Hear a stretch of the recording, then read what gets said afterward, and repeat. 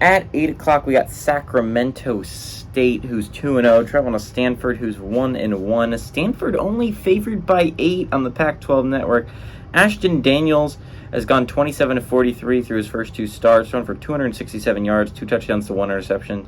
Casey Filkins on the ground has had 11 carries for 130 yards, and Benjamin Urasek has had 13 catches for 192 yards and a touchdown.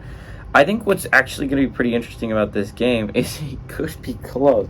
Stanford's coming off just an absolute...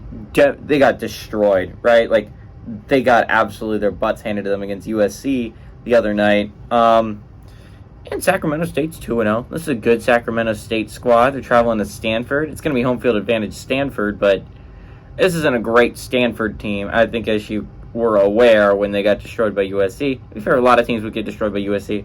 But this was a Stanford team that held Hawaii tight with for a while. So I don't really think this team is super duper good. Ashton Daniels has looked impressive from what I've seen of him.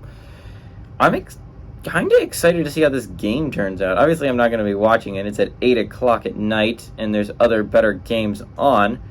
If I wanted to be watching a late night game, which I probably will at the end of my 7 o'clock Tennessee Vols Florida game, I'll probably turn on an 8 o'clock game or the end of a 7:30 game.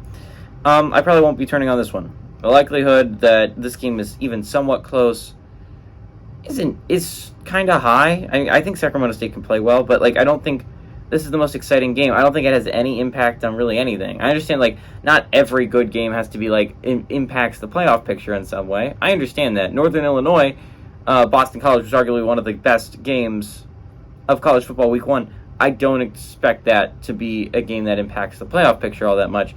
But it's not like this game just has no, it doesn't feel like it's 2 good football teams playing.